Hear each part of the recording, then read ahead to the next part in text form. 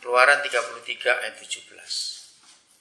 Tapi saya mau baca ayat 15-nya untuk menunjukkan kepada saudara bahwa Musa itu enggak pada terus berdoa ala Musa. Saya lihat ayat 15. Musa sedang apa di ayat 15? Baca dulu ya. Bukan ayatnya. Baca dalam hati. Musa sedang apa di ayat 15 itu?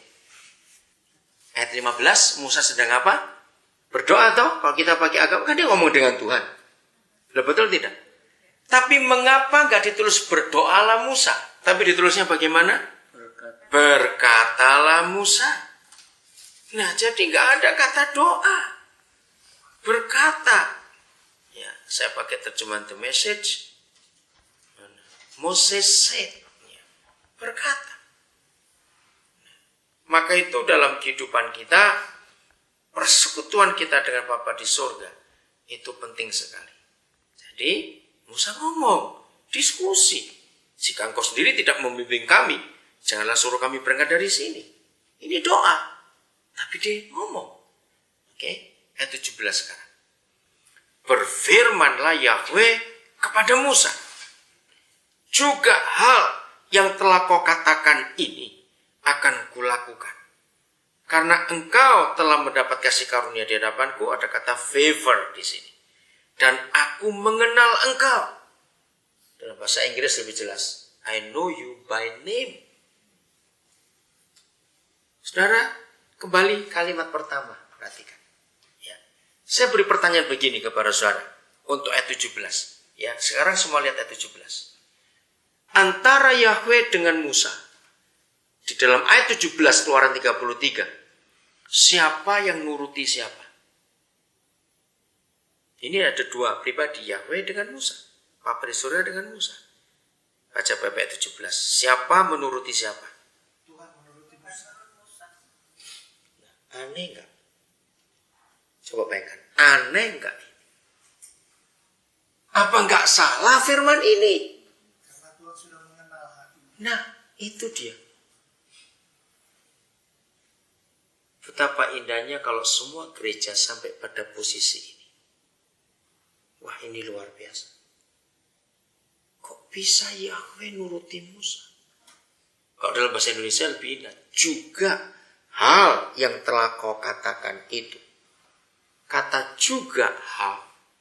Itu berarti dari tadi sudah ada. Kemarin juga sudah. Dan sekarang ya. Saya beri ilustrasi begini. Karena kata mengenal, saudara, itu punya dua arti. Oke, lihat. Saudara punya tetangga. Ya. Ini penjahat memang. Tetangga ini penjahat. Dan kita kenal orang tetangga. Suatu hari ada orang asing datang. Cari. Kebetulan kita di luar. Terus dia tanya, Pak, saya mau tanya, Bapak kenal si A enggak? Lah, saya tetangga kita ini. Oh, kenal. Itu negatif atau positif? Negatif dong. Kenapa? Karena malingnya itu jahatnya tadi itu loh. Lo kan ganti menjahat tetangga sebelah ini. Betul enggak? Oh, kenal sekali saya.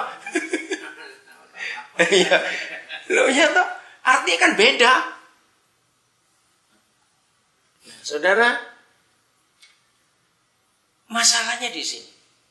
Bagaimana sekarang hidup saudara dan hidup saya memposisikan diri sedemikian rupa. Oke, saya nggak punya kalimat yang tepat untuk itu. Pokoknya sampai Yahweh Bapa di surga bisa berkata, aku kenal engkau. Aku kenal.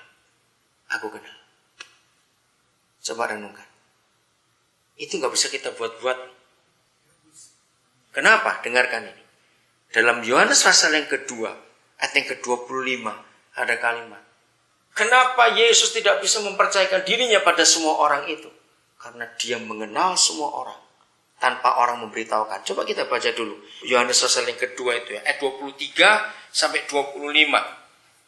Jadi kalau sampai Bapa bisa berkata kepada Musa, aku kenal engkau, I know you by name. Bahasa Inggrisnya bagus, dengan aku sampai kenal kau dalam itu.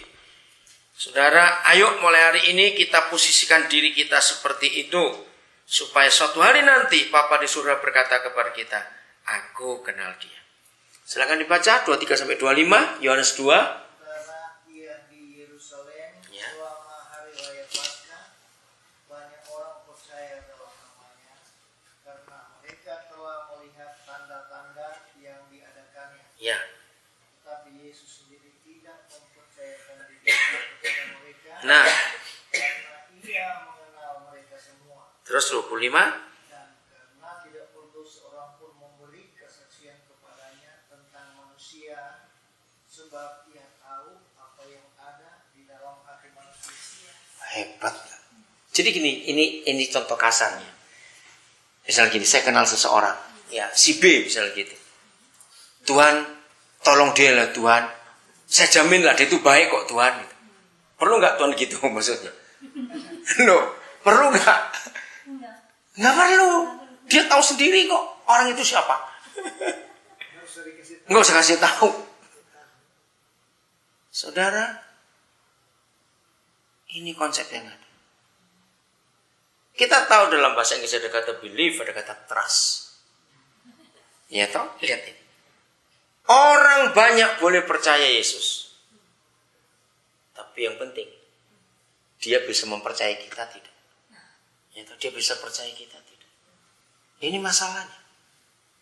Nah, untuk dia bisa mempercayai kita, lagi sekali, jangan suap dia dengan aktivitas. Setuju?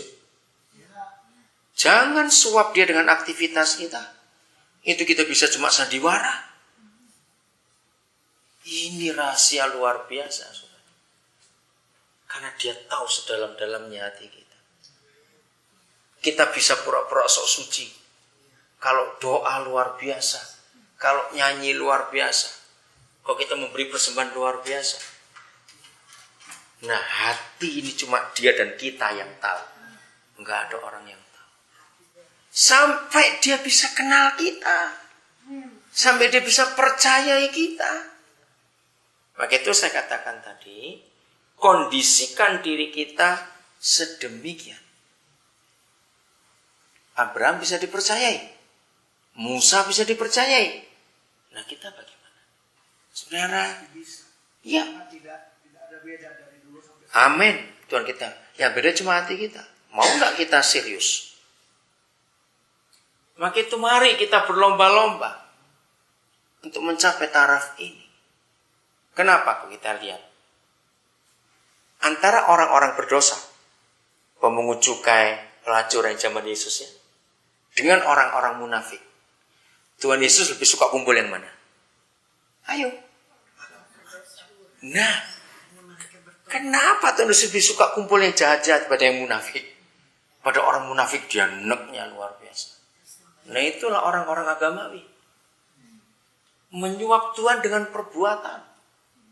Menutup-nutupi semua dengan aktivitas. Jadi kita harus balik, saudara. Bukan aktivitas kita tunjukkan dulu, tapi hubungan kita dengan Bapa di surga kita tunjukkan dulu. Baru hasilnya aktivitas. Maka itu tidak akan munafik di hadapan dia. Karena ini otomatis adalah suatu hasil hubungan kita dengan dia. Maaf yang gak bisa bahasa Belanda, saya cuma cerita saja. Di antara berapa bahasa yang saya ngerti, saya tuh kagum dengan bahasa Belanda. Dari kata ini. Dalam bahasa Belanda, menikah itu kalimatnya trouw. Nah, trouw itu trust. Kalau orang sudah menikah, ik ben getrouwd. Ya. Nah, kata trouw itu setia. Wah, itu tidak ada kalimat seperti itu. Jadi kalau orang mau menikah, aku mau setia, aku mau setia. Nah, Yesus itu namanya setia. Nah, ada kata geloof, dalam bahasa itu ada percaya, believe. Ya. Tapi nggak cukup cuma geloof, harus trouw. Trust. Nah, saya akan masukkan pada kebenaran ini. Satu-satunya agama di dunia ini yang mengajarkan hubungan yang menyembah, yaitu manusia, dengan yang disembah, itu Tuhan. Itu hubungan suami istri, hanya kekristenan. Tidak ada